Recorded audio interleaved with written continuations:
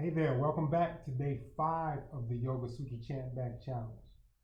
All right, hopefully your experience thus far has been pretty smooth, and I want to add an extra challenge to you right now. I want to review the first 4 sutras of chapter 2, but in our review at the very beginning, I want you to chant along with me as I chant these first 4 sutras. Are you ready to do that? All right. If not, just give it a shot. Just see how it goes. So if you have some notes from the previous 4 sutras, go ahead and take those out so that you can follow along. And as I chant, I want you to chant with me simultaneously. Okay? So if you need to pause the tape to grab your notes, that's cool. Otherwise, I'm ready to go. You ready? Let's do it.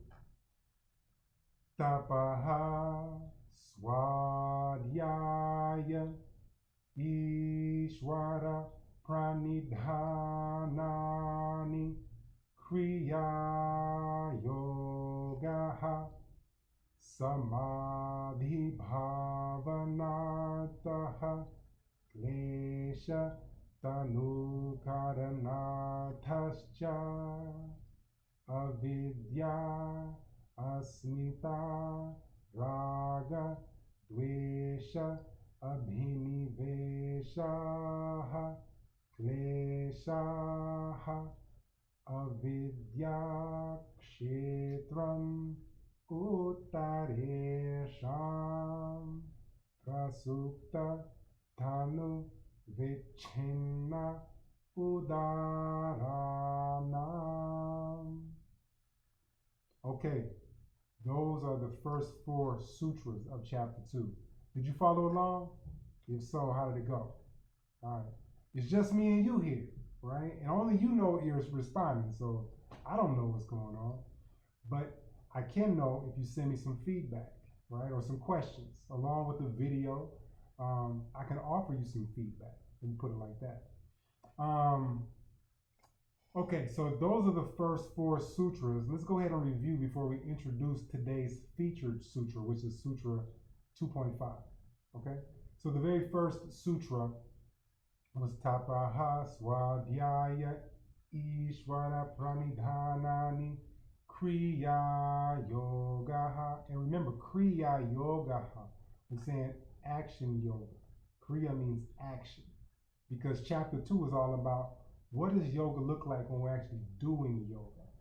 Okay, and at the front of that sutra, we got Tapaha Swadhyaya Ishvara Pranidhanani.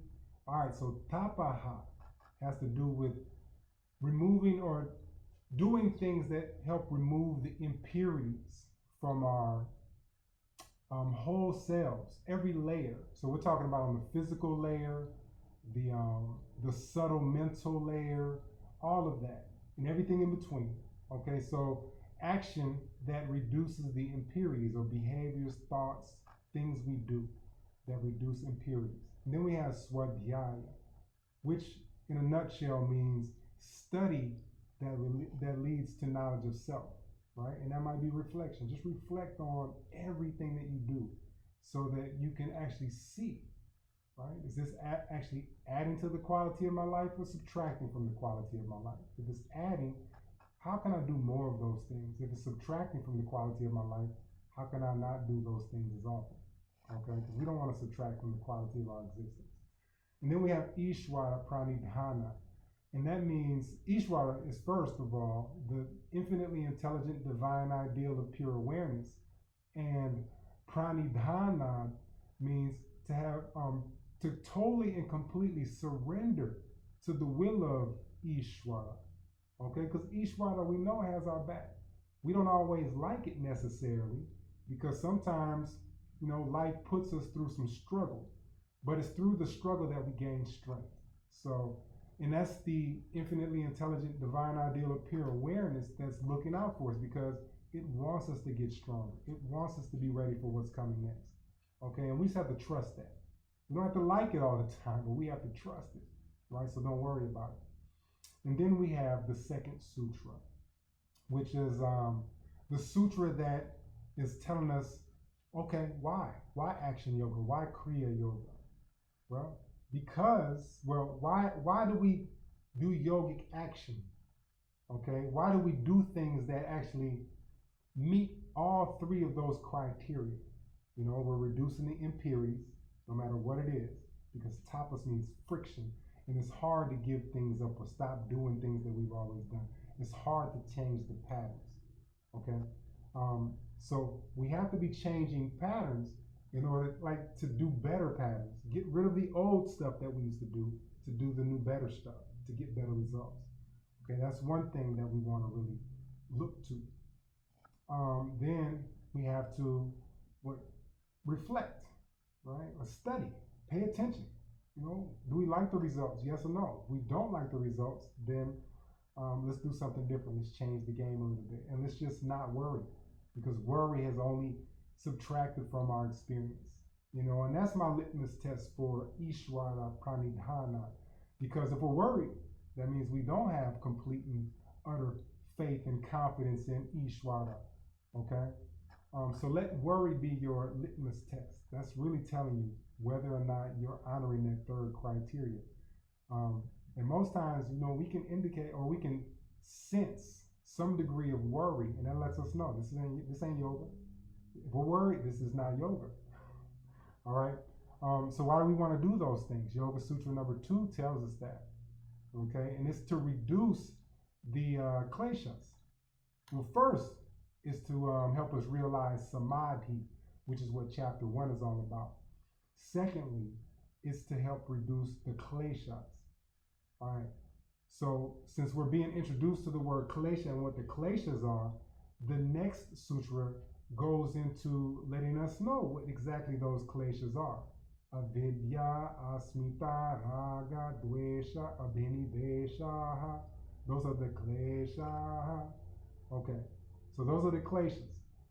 Then after that, it goes into, well, Patañjali actually goes into explaining what each of the kleshas represent or what they mean. What is avidya?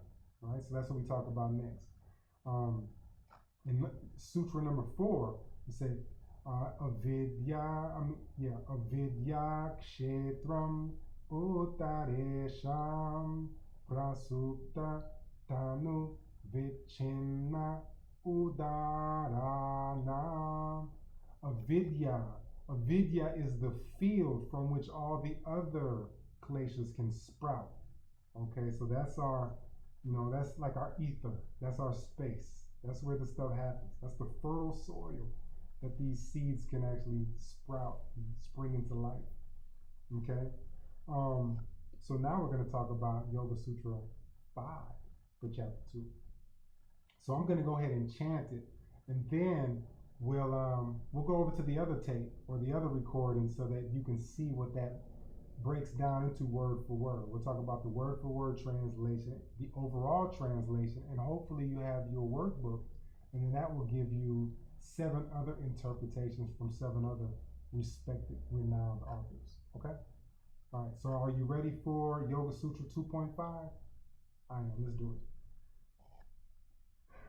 Because this sutra is going to say, okay, what are we profoundly confused about? You know, I want to know. All right, so let's do it.